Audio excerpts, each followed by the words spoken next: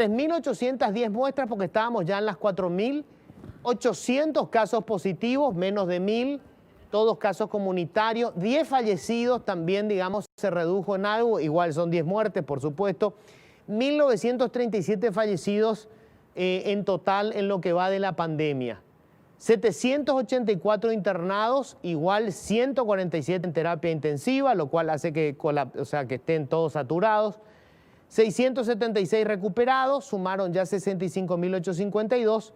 Y el total de casos confirmados en lo que vamos de la pandemia, 92.913. Ayer tuvimos 1.155 casos, ¿verdad? Sí. Altísimo fue lo de ayer, y eso de decir, bueno, comparando con ayer 800 bajó, pero en realidad nosotros ya no teníamos, ya no estábamos, bueno, esa cantidad, estábamos entre 500, 550, igual es mucho. Nos seguimos en el... Bueno, doctor Roque Silva, ¿qué tal? ¿Cómo estás? Gracias por venir, Buen día, Luis, buen día, Patricia, buen día a toda la audiencia y un placer compartir con ustedes esta mañana. ¿Hace cuánto que estamos con Asunción y Central en este límite, en este tema de está lleno, hay 2 libres, 3 libres, estamos llenos, así está, ¿no? Terapia intensiva y camas simples. Realmente, después de esas últimas 2 semanas, las primeras 2 semanas de noviembre, donde hubo un descenso de casos, ese repunte brusco de la última semana de noviembre y el principio de diciembre llevaron a una saturación de las camas en terapia intensiva. Hoy tenemos las camas en terapia intensiva del Departamento Central y Capital 100% ocupadas. Aparte de eso, ya tenemos pacientes en el sector privado, que a esta hora tenemos 38 pacientes ya derivados al sector privado. O sea, esos números que se ve ahí de 147 en terapia intensiva, 38 están en el sector privado. Y muy preocupado por ese repunte de casos. Central, en la semana que pasó, llegó a prácticamente 3.000 casos. Ayer cerramos con 2.750 casos. Y si miramos los números que a diario uno publica el Ministerio de Salud Pública, Central y Capital lleva el 85% de esos casos, ¿verdad? De esos 1.155 que citó Patricia, que fue hace 2 días, Central llevó 507 casos, ¿verdad? Y realmente Capital llevó 348, o sea, el peso de los datos es bastante. Eso fue el día del 11. Sí, acá tenemos justamente, esto es en Central. Y San Lorenzo, Luque, Lambaré, Capiatá y Fernando son los que tienen los números más gruesos. Vemos que lidera San Lorenzo, 7.024 casos confirmados. Después ya está Luque, 6.368. Y esto también está un poco directamente vinculado con la población, ¿no? Porque creo que San Lorenzo es la segunda ciudad más poblada después de Asunción y después ya está Luque, o Ciudad del Este, por ahí más deben estar. Así mismo, y realmente si miramos abajo le vemos a Asunción con 22.163 casos, ¿verdad? Casos activos actualmente tenemos en Central, tenemos como 12.000 y Capital tiene 6.000 casos, o sea, tenemos 18.000 casos activos de los 25.000 que tiene actualmente el país, ¿verdad? Entonces, muy preocupado de estos números que estamos teniendo. Doctor, te quería preguntar, antes de seguir avanzando sobre cómo tratamos el COVID, algunas cosas que corren en las redes sociales, porque hay una corriente negacionista, es más, que creo que se convierte en un problema, porque en la medida en que el miedo y el cansancio de la gente se suman, es como que se convencen mucho más fácilmente estas teorías. Una es que el COVID no es tan grave como se dice y que hay más gente que muere de otras causas que del COVID. ¿Cómo se desmiente eso? Realmente, si nos ponemos a analizar el COVID, hoy en Paraguay es la 4ª causa de muerte, ¿verdad? Por detrás de inclusive peleando con los accidentes de tránsito. Pero hay que entender que esto es una enfermedad que nosotros podemos prevenir, ¿verdad? Nosotros podemos prevenir el COVID adecuándonos a este protocolo sanitario, ¿verdad? Esa es una de las principales. Y el hecho de que uno ve un relajo en la ciudadanía en las medidas protocolares. Hoy uno por sobre todas las cosas, Luis y Patricia, en las actividades informales, porque uno en las actividades formales, uno va a un shopping, va a un lugar gastronómico formal y le ve a la gente utilizando los tapabocas. Ahora, esas actividades informales, lo que perjudica las actividades en los barrios, y por sobre todas las cosas, sumado a eso, a todo esto que vos comentás, Luis, las declaraciones de este diputado que habla de que no hay que usar tapabocas, ¿verdad? Entonces eso también da pie a que esa corriente negacionista que hubo desde un principio, tome mayor fuerza y bueno, nos crea un problema porque hoy podemos decir que estamos en el peor momento de la pandemia, Luis y Patricia. Que tenga más fuerza para esas corrientes y para aquellos que sí estaban usando tapabocas y que ya están hastiados y que ya están medio dudando si pueden usar o no. Esa es la gente que hoy termina de convencerse cuando ve a un diputado decir que no hay que usar. Porque uno cree que efectivamente un diputado es una persona pensante, un poco inteligente, que se informa antes de hablar. Es discutible lo que estás diciendo. Y por eso digo, uno cree, ¿verdad? Pero en el caso del diputado Jorge Brites no es así. Realmente ese mensaje que él da es preocupante, ¿verdad? Preocupante por el hecho de que nosotros todos los días, todos, porque no es solamente el ministerio, todos los periodistas damos el mensaje: utilizar tapabocas, lavate las manos, mantener el distanciamiento social. Hoy en día, en este tiempo difícil, disminuir los encuentros sociales, eso va a ser fundamental. Llegamos a diciembre, donde todo el mundo quiere reunirse, hacer un festejo y bueno, en este tiempo necesitamos analizar ese riesgo, porque si esto se nos va de las manos, yo no me quisiera imaginar este diciembre, finales de diciembre, como la situación que pasaron Perú y Ecuador, donde los pacientes en la calle eran fallecidos. Morían ahí sin poder ser atendidos. Doctor, sobre el tema del uso de mascarillas, por ejemplo, pues lamentablemente uno se ve obligado a preguntar esto porque todo se pone en entredicho. ¿Hay alguna duda acerca de que la mascarilla efectivamente reduce el riesgo de contagio? Si nosotros estamos utilizando la mascarilla, todos utilizamos, reducimos. Si yo soy una persona que doy positiva y estamos sentados acá, 1% de posibilidades tienen ustedes de ser contagiados por mí. ¿Y vos tenés mascarilla? Si yo tengo mascarilla. Si yo no tengo mascarilla, ustedes tienen prácticamente el 60 a 70% de posibilidades de ser contagiados, ¿verdad? Entonces, si todos usáramos las mascarillas, el riesgo de contagio sería mucho menor. Es por eso que es fundamental, porque por más que el positivo use la mascarilla y yo esté rodeado de gente que no esté usando, también lo puedo contagiar, ¿verdad? Entonces, es por eso que nosotros pregonamos hoy el hecho de utilizar las mascarillas cuando vamos a hacer cuando vamos a participar en lugares públicos donde exista aglomeración de personas. Vi las imágenes del mercado ahora vamos a entrar en el mercado 4, en el mercado de abasto, donde la gente se va a aglomerar y sabemos que los espacios son reducidos. Entonces ahí incentivar el uso de las mascarillas. O sea, por ejemplo, si hay aglomeración de personas, pero tienen la mascarilla puesta, igual se reduce de manera sustancial el riesgo del contagio. Así mismo, se reduce. Si todos utilizamos mascarillas, se reduce el riesgo de contagio. O sea, es como tener ya hoy una vacuna que tiene una cobertura de 60-70%. Así mismo es. Y tocaste un punto, ¿verdad? La corriente negacionista dice, no, va a llegar la vacuna y ahí vamos a solucionar. No, imagínate vos, a los Estados Unidos hoy van a llegar 3 millones de dosis de esas vacunas. No es ni el 1% de su población, ¿verdad? Y acá a Paraguay va a llegar el 30%. Y va a ser lo mismo contra la influenza. O sea, esa va a ser una vacuna que va a venir todos los años, en el cual se va a priorizar cuáles son los grupos vulnerables. Y hoy siguen siendo en mayor porcentaje los grupos sociales los sitios donde más la gente se contagia. Así mismo es. Siempre siguen siendo los grupos sociales y asusta, ¿verdad? Por el hecho de que nosotros, por más que ustedes ya vean ahí casos comunitarios, nosotros recibimos el informe de cómo se contagiaron y vos mirás ahí y te das cuenta, cumpleaños infantil, cumpleaños de la vecina, participé de un karaoke, ¿verdad? Y ves ese ritmo de contagio. O sea, realmente necesitamos entender de que esta nueva normalidad la vamos a tener por mucho tiempo y debemos cuidarnos de sobremanera. Ese tema del karaoke, qué locura lo que pasó en Uruguay, por ejemplo, ¿verdad? 60 y pico se juntaron. Impresionante. Positivo. Pero cuando uno habla normalmente ya escupe saliva, ¿verdad? Pero cuando uno canta es mucho más, ¿verdad?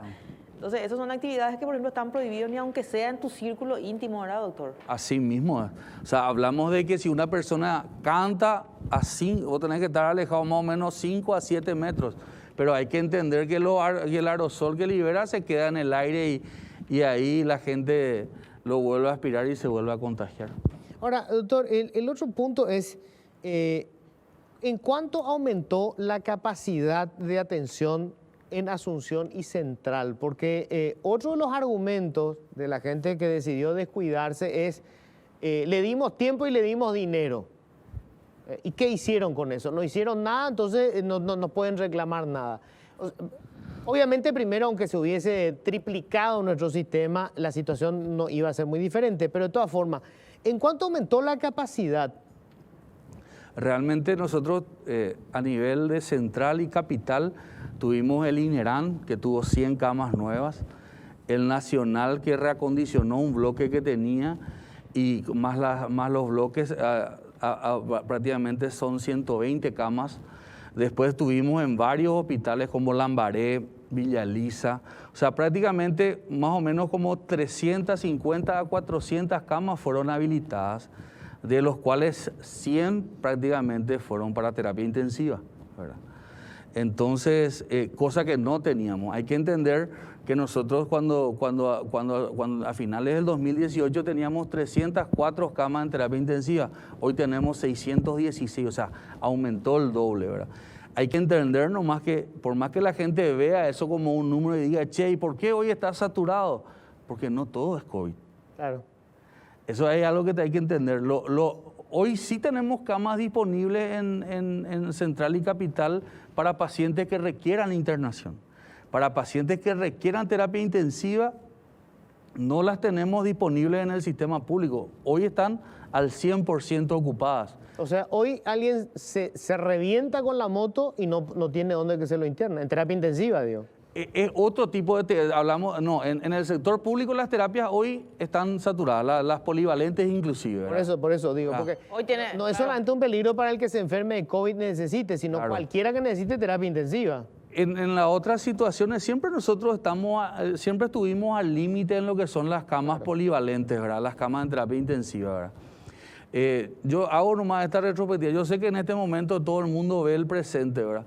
Pero analizando lo que la capacidad instalada que va a tener el sistema público una vez que esto se calme y termine, va a ser algo que no lo tuvimos en los últimos 30 años. Doctor, y Luis, también a modo de que la gente entienda la gravedad, en Alemania decretan un confinamiento duro hasta el 1 de enero, a partir de ahora, pues no pueden contener la segunda ola. Y el gobierno de Merkel impone desde el miércoles, mejor dicho, el cierre de todos los establecimientos no esenciales, la prohibición de reuniones en Año Nuevo y el cierre de los colegios y alargar las vacaciones para las fiestas. Y dice, el Reino Unido resta también 4 días de aislamiento a los contactos estrechos del COVID. Tiene que ver con las medidas y la OMS toma prudencia y avisa que en Navidad conviene no bajar la guardia. O sea, si en Alemania están haciendo esto, mira la dura decisión que tuvo que tomar Merkel, ¿verdad? Hasta el 1. Claro, estamos hablando del país que tiene el mejor sistema público de salud del mundo. Y que en la primera ola la superó. No sé si te acordás las imágenes donde ellos pasaron tranquilamente con las mismas medidas que nosotros hicimos. Nos aislamos, disminuimos, todo, ¿verdad? Inclusive ellos tuvieron un avión que se iban a traer pacientes de Italia, ¿verdad? Para ayudar, ¿verdad? Atenderlos ellos en sus hospitales. Hoy encima, la segunda ola que ellos ven, se ven en pacientes jóvenes, ¿verdad? Italia, España, estaban todos tranquilos, España, todo bien, hasta que se abre el verano y todo el mundo de vacaciones. Es por eso que para nosotros es un motivo de preocupación, no solo diciembre, enero y febrero, claro, ¿verdad? Donde la gente va a salir de vacaciones. Hasta hoy en día los balnearios y las playas no están habilitadas, entonces necesitamos extremar medidas. ¿Cómo está el personal de Blanco? Porque esto es A ver, veníamos de esa epidemia de dengue espantosa, la peor en 10 años. Y ¡boom! Arrancamos ya con esto. Que primero, digamos, la pelea no estaba tanto en los hospitales en un primer momento, ¿verdad? Estaba afuera. Ahora en los hospitales, por lo menos hace 4 meses que estamos así. Realmente está saturado, ¿verdad? Los colegas están a tope en lo que son... miraba las imágenes y me vuelve nomás una imagen que alcé ayer en el Twitter que decía, la gente no usa el tapabocas porque le da calor, ¿verdad? Y veía yo un colega nuestro con todo ese traje, sí, ¿verdad? Y también da calor. O sea, está saturado, Luis y Patricia, realmente por el hecho de que, y por sobre todas las cosas, una impotencia porque sale de su lugar de trabajo, muchos de ellos están aislados de su familia, ¿verdad? Salen ellos de su lugar de trabajo y ven ese relajo en la gente. O sea, realmente hoy... yo hacía un cálculo, decía 7 de cada 10 personas a principios de noviembre usaban las mascarillas. Hoy uno sale a la calle y 3 de 10 personas usan. Y eso es preocupante y eso genera un estrés mucho mayor, ¿verdad? Y más todavía que estos pacientes tienen una particularidad de que como están solos, el paciente COVID pues está solo en el hospital, ¿verdad? Está prácticamente la enfermera y el médico son los que le socorren. Y muchas veces uno forma una relación médico-paciente, claro, ¿verdad? Y después de unos días el paciente entra en respirador, muchos de ellos fallecen y eso realmente termina golpeando también al personal sanitario. Claro, yo mencionaba eso justamente, qué duro debe ser convivir con la muerte todos los días, porque todos los días fallecen pacientes por COVID. Y digamos, como decís vos, la última persona a la que vieron fue la enfermera y el médico que le trataba. Así mismo es, y realmente es algo muy triste, uno lo ve a diario y miramos los números. Yo decía la otra vez, me decían, doctor, usted hablaba de lo que son las camas calientes y para nosotros hoy las camas en terapia intensiva son camas calientes, o sea, un paciente o se va de alta o un paciente fallece y ese lugar ya tiene una persona asignada a ese lugar, ¿verdad? Y seguimos dando respuesta. Estamos saturados, pero no colapsados, ¿verdad? Pero no queremos llegar a ese colapso porque ahí tendríamos que definir quién entra y quién no, ¿verdad? La gente que necesita terapia y que no consigue, ¿dónde espera la terapia mientras tanto? ¿Y qué se hace con esa gente que necesita? ¿Cómo se opera con ellos?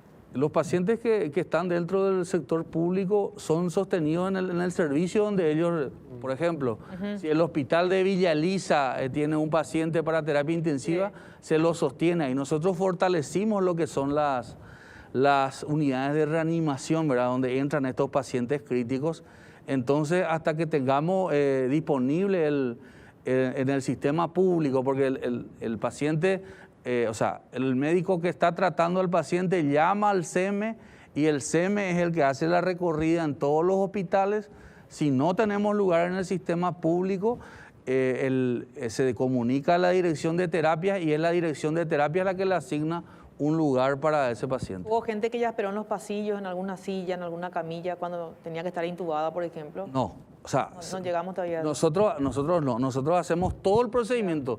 Si el paciente tiene un criterio de ser intubado, es intubado el paciente. O sea, no es que le dejamos ahí. Claro, o sea, claro. Se cumplen todos los criterios. Ahora, después nosotros vemos la posibilidad de trasladarlo. O sea, no es que lo dejamos ahí, no.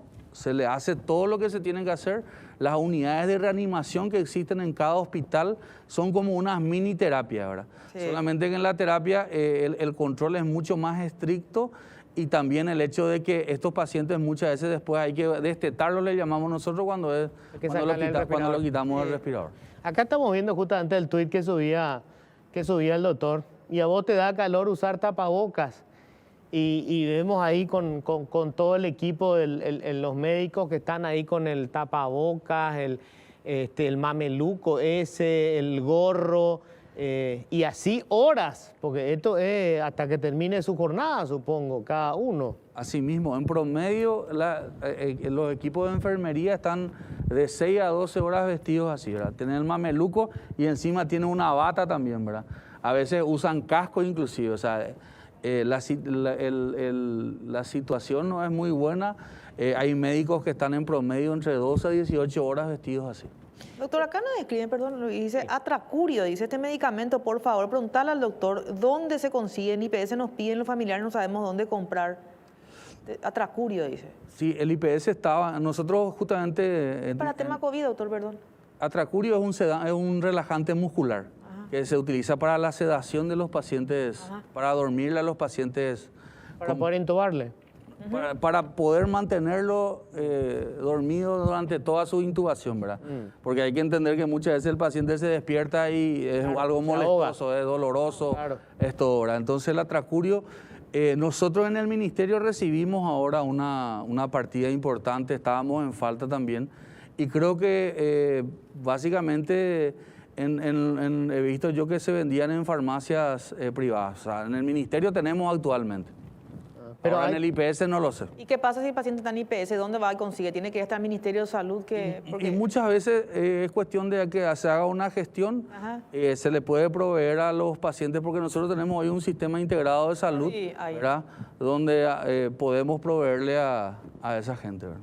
Hoy la terapia intensiva sí marca la diferencia, porque veo que la tasa de mortalidad bajó muchísimo. O sea, que alguien consiga entrar a terapia intensiva, tenga lugar, sí puede significar la diferencia entre la vida o la muerte. Así mismo es, Luis. Nosotros cuando empezó la pandemia, prácticamente 9 de cada 10 pacientes que entraban a terapia fallecían. Hoy nuestra tasa es 3 o 4 pacientes por cada 10, ¿verdad? Y realmente contento por una parte por el trabajo que hace todo ese equipo de los diferentes hospitales, porque es un día a día, no es algo fácil. Muchos de ellos son pacientes jóvenes. Y bueno, agradecer también ese esfuerzo de todo ese ejército de blanco que día a día da lo mejor por la salud de este país, ¿verdad? Doctor, muchísimas gracias. Bueno, y en tu nombre agradecerle a todos los médicos que entendemos están haciendo una tarea titánica en este momento, y lo peor, con una perspectiva de que esto no va a aflojar en el corto plazo. Sí, así mismo es. Básicamente el mensaje que queremos dar siempre es: hoy en día es quédate en tu casa, disminuir los encuentros sociales y que en estas fiestas estemos todos juntos, que nadie falte en esa mesa. Decía el doctor Sequera que siempre la gente muchas veces no lo quiere escuchar porque es duro. Decía él, si hoy te enfermas de COVID no vas a estar en esa mesa de Navidad, ¿verdad? Una cosa por ahí puede estar, no faltar en esa mesa de Navidad, pero estar en tu casa aislado, o como esas imágenes que tenemos atrás, en una cama en terapia intensiva. Entonces, por eso debemos cuidarnos de sobremanera. Gracias, doctor. Muchísimas gracias a ustedes por la invitación. Bueno, nosotros tenemos que hacerte unas recomendaciones.